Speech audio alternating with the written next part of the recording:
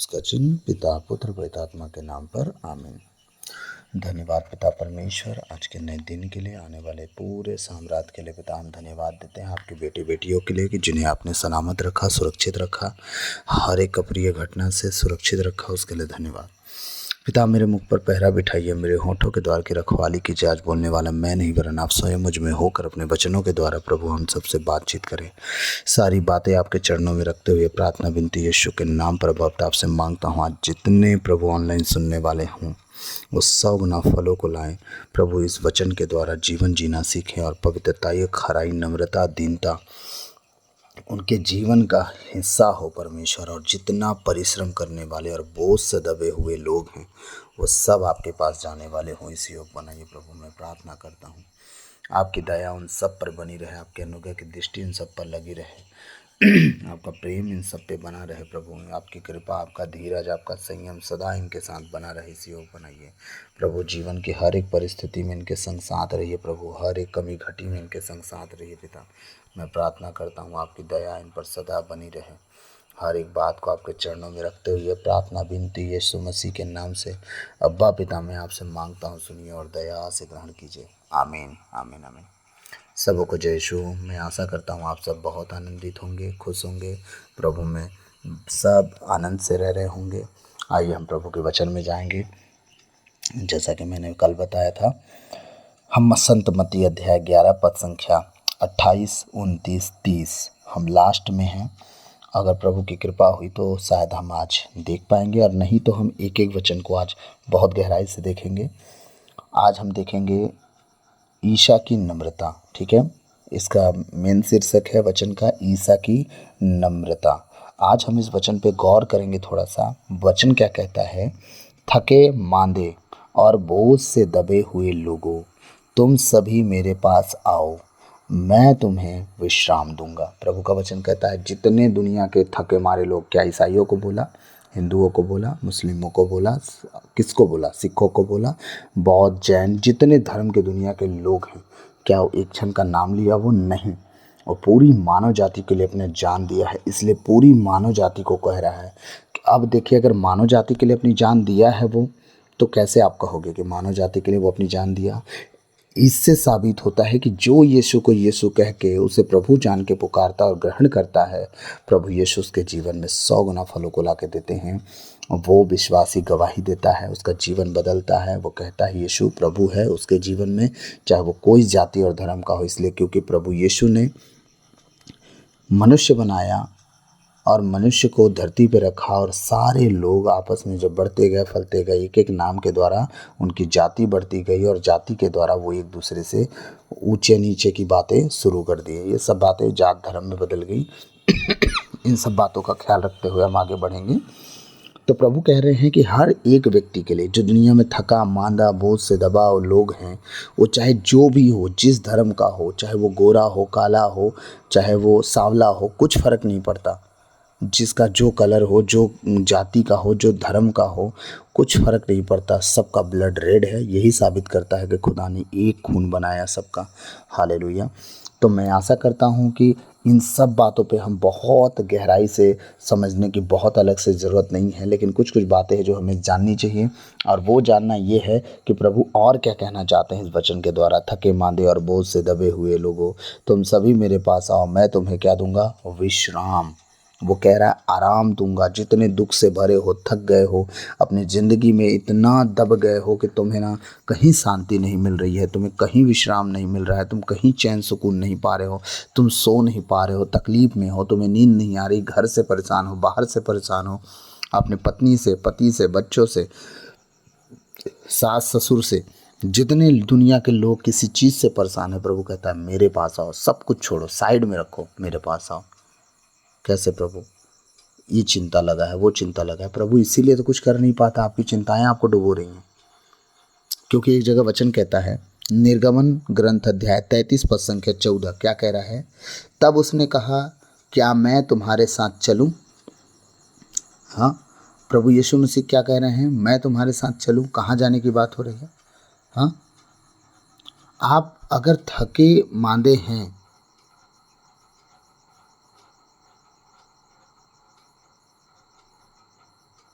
अगर आप थके मांदे हैं तो कौन आपके साथ चल सकता है? कौन विश्राम आपको दे सकता है?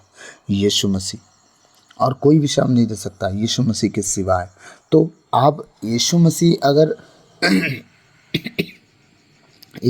अगर आपको विश्राम दे सकते हैं तो आप उन्हें परमिशन देंगे तब तो विश्राम देंगे।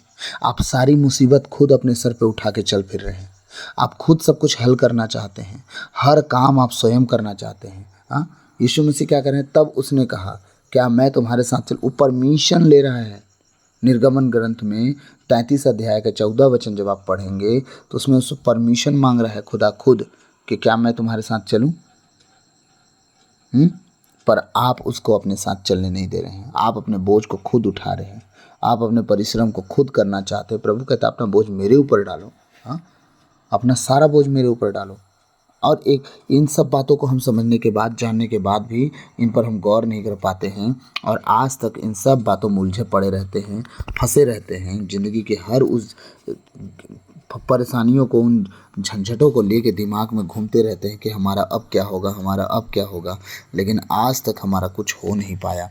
हाँ, इसी तरह एक वचन और, यिर्मयाह अध्याय 31 पद संख्या 25 हम निकालेंगे। यिर्मयाह का ग्रंथ अध्याय 31 पद संख्या 25। हाँ, प्रभु का वचन कह रहा है क्योंकि मैं थके हुए लोगों को हरा कर दूंगा और प्रत्येक दुर्बल मनुष्य को शक्ति दूंगा। प्रभु कह रहे हैं थके मांदे बोझ से दबे हुए लोगों मेरे पास आओ।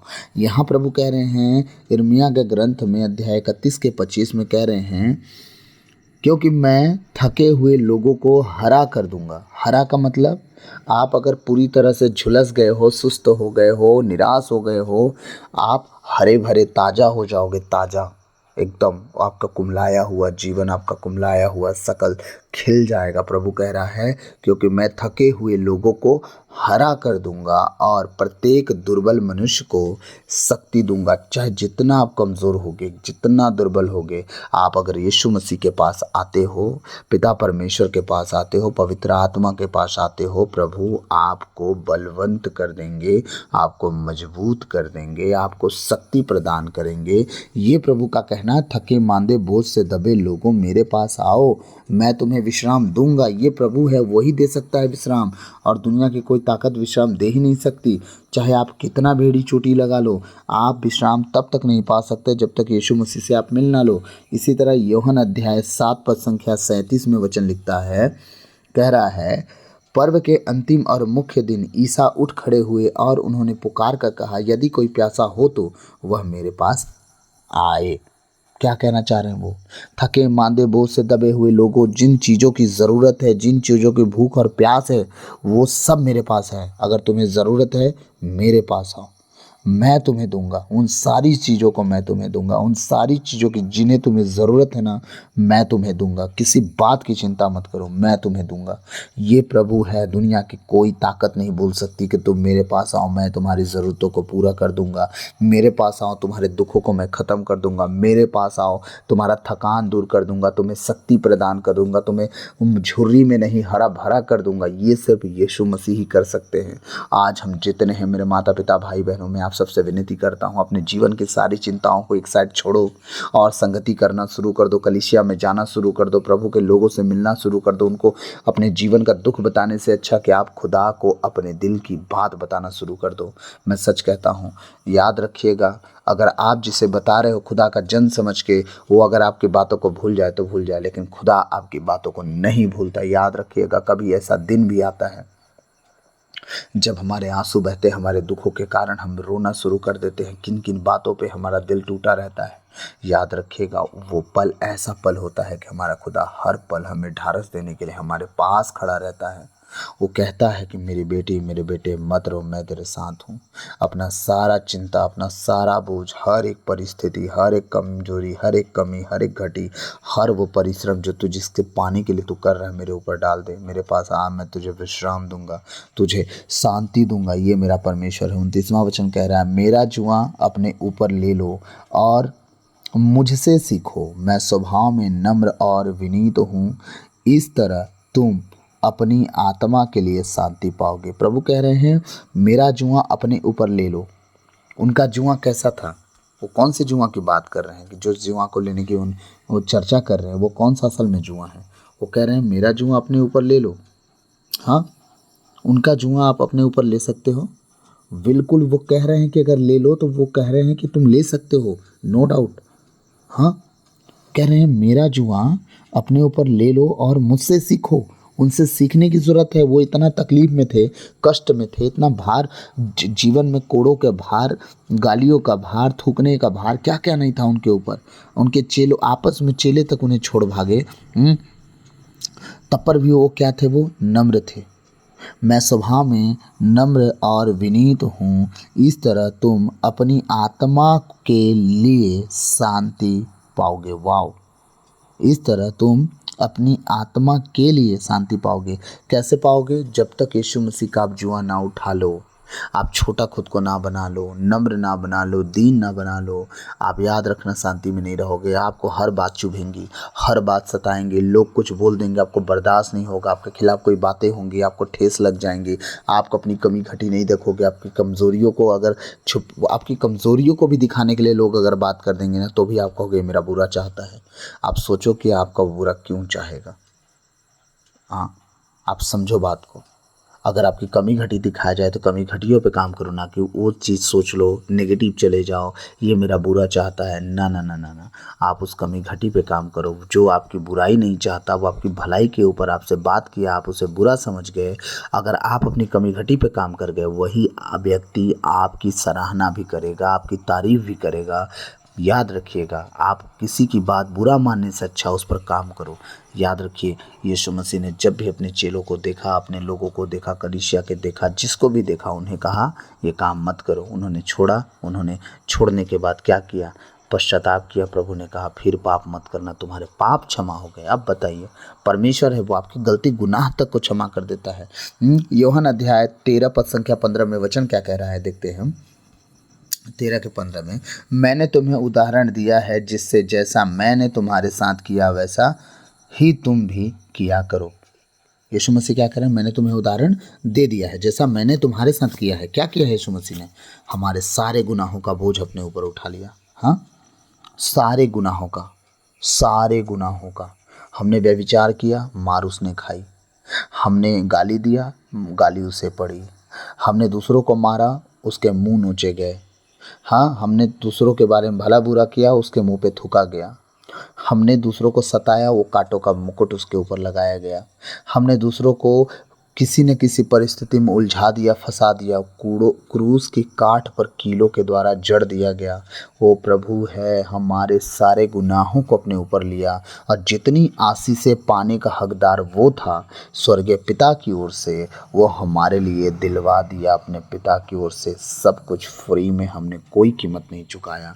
प्रभु का वचन कहना, मैंने तुम्हें उदाहरण दिया है जिससे जैसा मैंने तुम्हारे साथ किया वैसा तुम भी किया करो। अब क्या किया उसने? हमारे सारे गुनाहों को अनदेखा किया। आप भी लोगों की गलतियों को अनदेखा कीजिए, चाहे वो कितना भी बड़ा गुनाहगार क्यों ना हो, आपका अगुआ क्यों ना हो, आपके ब्रदर, फादर, सिस्टर, कोई भी हो, माता पिता, भाई बहन, जो भी हो गलती करने वाले, यीशु मसीह को थोड़ा सा देखिए कि आपके सारे गुनाहों को उसने माफ़ किया। आप भी सब के गुनाहों को माफ़ करके बस खुदा के पीछे चलना शुरू कीजिए। हालेलुया।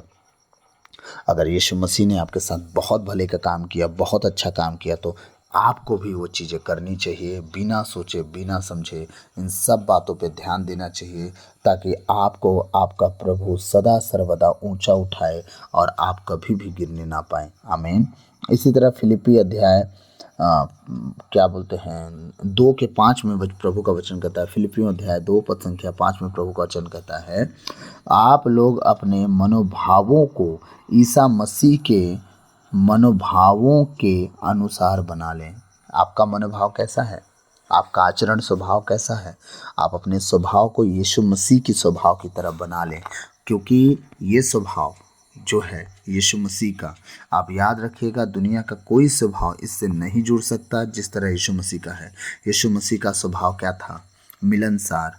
हाँ, यीशु मसीह का स्वभाव क्या था? प्रेममय, यीशु मसीह का स्वभाव क्या था? दूसरों की बुराई ना करना, दूसरों की बुराई ना सुनना। यीशु मसीह का स्वभाव, इस तरह का स्वभाव अपना बना लें पूरी तरह से।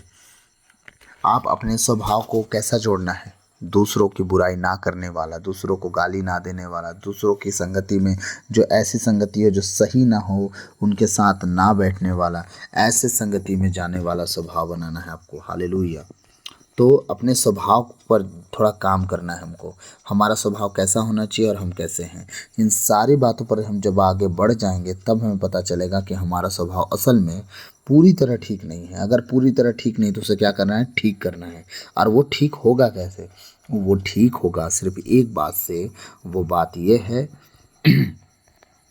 कि हम यीशु मसीह के वचनों को पढ़ें, उसके अनुसार चलें। ये स्वभाव तभी ठीक हो सकता है, वरना नहीं हो सकता, याद रखिएगा। और ये स्वभाव तब होता है, बदलता है, जब हमारा जीवन, हमारा मन, हमारा विचार यीशु मसीह के वचनों पर काम करना शुरू कर देता है। पहला पेतरुस अध्याय 2 पद संख्या 23 और 24 में जो वचन लिख रहा है, 21 से 23 में जो वचन लिखा उसको पढ़ते हैं। इसलिए तो आप बुलाए गए हैं क्योंकि मसीह ने आप लोगों के लिए दुख भोगा और आपको उदाहरण दिया। क्या उदाहरण दिया? जिससे आप उनका अनुसरण करें। और आगे, उन्होंने कोई पाप नहीं किया, यीशु मसीह ने कोई पाप नहीं किया, और उनके मुख से कभी छल कपट की बात नहीं निकली। समझते जाइए, यीशु मसीह ने कभी किसी की बुराई नहीं की, छल कपट नहीं की, उनके मुंह से कभी किसी के बुरे भले की बात नहीं निकली। ठीक है। जब उन्हें गाली दी गई, सुनिए ध्यान से, जब उन्हें गाली दी गई तो उन्होंने उत्तर में गाली नहीं दी। यीशु मसीह को गाली दिया जाता था, यीशु मसीह को बुरा भला कहा जाता था, उसने गाली के बदले गाली नहीं दिया। सुनिएगा। और जब उन्हें सताया गया तो उन्होंने धमकी नहीं दी। जब उन्हें कोई मारता गरियाता या पहाड़ के नीचे फेंकने की बात करता था, उसने कभी नहीं कहा कि मैं देख लूँगा तुम्हें, पिता के राज में मिलना, तुम लोग को सबको नरक में डालूंगा। नहीं धमकी दिया उसने, कभी किसी को धमकी नहीं। उन्होंने किसी को धमकी नहीं दी। सोचिए, उन्होंने अपने को उस पर छोड़ दिया जो न्यायपूर्वक विचार करता है। यीशु मसीह ने किसी को न धमकी दिया, न सताया, न गाली के बदले गाली दिया। यीशु मसीह ने न्यायकर्ता के हाथ में अपने आप को दे दिया कि मेरा न्याय तू कर। ये है हमारा प्रभु, जो हर एक चीज़ में, हर एक परिस्थिति में हमारे जीवन को, हमारे परिवार को, हमारे घर को, हमारे हर एक परिस्थिति को बदल के रख देता है। ऐसा सामर्थ्य प्रभु हमारा है। इसी के साथ साथ हम आगे बढ़ते समय एक और वचन देखेंगे। पहला यूहन्ना अध्याय 2 पद संख्या 6। प्रभु का वचन क्या कह रहा है? जो कहता है कि मैं उनमें निवास करता हूँ, उसे वैसा ही आचरण करना चाहिए जैसा आचरण मसीह ने किया। प्रभु ने क्या कहा? मेरा जुआ अपने ऊपर ले लो और मुझसे सीखो। मैं स्वभाव में नम्र और विनीत हूँ, इस तरह तुम अपनी आत्मा के लिए शांति पाओगे। अब याद रखिएगा, जो प्रभु कह रहे हैं कि मेरा स्वभाव कैसा है, मेरा जुआ क्या है? मेरा जुआ हल्का है, सहज है, भारी नहीं है। मेरा जुआ ये है कि तुम पाप ना करो, मेरा जुआ ये है कि तुम व्यभिचार ना करो, गाली के बदले गाली ना दो, बुराई मत करो, धमकी मत दो किसी को। जो कहता है कि मैं उनमें निवास करता हूँ, उसे वैसा ही आचरण करना चाहिए जैसा आचरण मसीह ने किया। अगर आप कहते हैं कि आपका शरीर परमेश्वर का मंदिर है और आप में परमेश्वर की आत्मा निवास करती है, तो प्रभु का वचन भी कह रहा है पहला यूहन्ना अध्याय 2 के 6 में, जो कहता है कि मैं उनमें निवास करता हूँ। जो व्यक्ति कहता है कि यीशु मसीह हम में निवास करता है, ये सवाल कर रहे हैं यीशु मसीह, करता हूँ, उसे वैसा ही आचरण करना चाहिए जैसा आचरण मसीह ने किया। अगर आप में प्रभु यीशु मसीह निवास करते हैं तो आपका आचरण, आपका स्वभाव, आपका बर्ताव, आपका बोलचाल, सब कुछ यीशु मसीह की तरह हो जाना चाहिए। ज्ञान सिखाने के लिए आप भले गुस्से में हो जाएं, हाँ, प्रभु के लिए भले आप क्रोधित हो जाएं, लेकिन हर एक परिस्थिति में झुंझुलाना आपके लिए सही नहीं है। आज हम हर बात में झुंझुला जाते हैं, चिढ़ जाते हैं, गुस्सा हो जाते हैं, कमी घटियों को देख के हम लड़ पड़ते हैं। इन सब बातों पर ख्याल रखना है एक दूसरों के लिए, ताकि हमारे लिए वीकनेस ना बने, हम मजबूत हो पाएँ। इसी एक लास्ट वचन और हम देखेंगे और फिर ख़त्म करेंगे, क्योंकि समय बहुत हो गया है। प्रभु का वचन जो कह रहा है, क्योंकि मेरा जुआ सहज है और मेरा बोझ हल्का। यीशु मसीह क्या बोले? मेरा जो जुआ है वो सहज है और मेरा बोझ हल्का है। हम एक वचन और पीछे मुड़ के देख लेंगे प्लीज़, डोंट माइंड। यिर्मयाह अध्याय 6, यिर्मयाह का ग्रंथ अध्याय 6, एक वचन दे के हम लास्ट वचन में जाएंगे। 6 अध्याय में हम जाके उसका 16वां वचन देखेंगे। हम वचन क्या कहता है? प्रभु यह कहता है, चौराहों पर खड़े होकर देखो, परंपरागत पथों का पता लगाओ, सन्मार्ग का पाकर उसका अनुसरण करो और तुम को शांति मिलेगी, किंतु वे कहते हैं हम उस पर नहीं चलेंगे। जब यीशु मसीह कह रहे हैं कि मेरा जुआ अपने ऊपर ले लो और मुझसे सीखो, मैं स्वभाव में नम्र और विनीत हूँ, इस तरह तुम अपनी आत्मा के लिए शांति पाओगे। और आज की जनरेशन क्या करेगी? हम उस पर नहीं चलेंगे। यिर्मयाह 6:16। प्रभु यह कहता है, चौराहों पर खड़े होकर देखो, परंपरागत पथों का पता लगाओ, परंपरागत बीती हुई बातों का, पुरानी बातों का पता लगाओ, सही मार्ग पर चलो, सन्मार्ग का पाकर उसका अनुसरण करो और तुमको शांति मिलेगी। अब प्रभु कह रहे हैं मेरा जुआ उठा लो, तुम्हें क्या मिलेगी? शांति मिलेगी। किंतु वे कहते हैं, पर आज की जनरेशन, आज के लोग क्या कह रहे हैं? हम उस पर नहीं चलेंगे, हमें जुआ की ज़रूरत नहीं है, हम उठा के नहीं चल पाएंगे, हमें ज़रूरत नहीं है। ठीक है, ये आज की जनरेशन है। उन्हें सब चाहिए, यीशु मसीह नहीं चाहिए। यीशु मसीह की आशीष से चाहिए, स्वर्ग राज की आशीष से चाहिए, सब चाहिए, यीशु मसीह नहीं चाहिए उन्हें। अब हम लास्ट वचन की ओर आएंगे। प्रभु का वचन क्या? क्योंकि मेरा जुआ सहज है और मेरा बोझ हल्का। हाँ, प्रभु का जुआ सहज है और उनका बोझ हल्का है, और वो कहना चाह रहे हैं कि तुम इसे ले लो और इसके अनुसार चलो ताकि तुम्हें विश्राम मिल सके। पहला यूहन्ना अध्याय 5 पद संख्या 3 वचन क्या कहता है? हम लास्ट वचन देखेंगे और ख़त्म करेंगे। ईश्वर की आज्ञाओं का पालन करना, यही ईश्वर का प्रेम है, उसकी आज्ञाएं भारी नहीं। याद रखिएगा, ईश्वर की आज्ञाओं का पालन करना पहला काम है आपका। ठीक है, ईश्वर की आज्ञाओं का पालन करना, यही ईश्वर का प्रेम है। उसके आज्ञा का अगर आप पालन कर रहे हो तो आप ईश्वर के प्रेम को जान चुके हो, और वो आपसे प्रेम कर रहा है, आप उससे प्रेम कर रहे हो। इससे बड़ा कोई बात नहीं हो सकता। ईश्वर की आज्ञाओं का पालन करना ही आपके लिए प्रेम है। उसकी आज्ञाएं भारी नहीं है। उसकी आज्ञा क्या क्या है बताइए? उसकी आज्ञा है अपने माता पिता का आदर करो, पहला स्थान प्रभु को दो, संसार से दूरी बना के रखो, लालच मत करो, व्यभिचार ना करो, ये मत करो, वो मत करो। तो क्या बताइए, पाप करने में तो बहुत मज़ा आता है। तो क्या पाप करने में मज़ा तो आता है, क्या पाप अच्छा है? नहीं।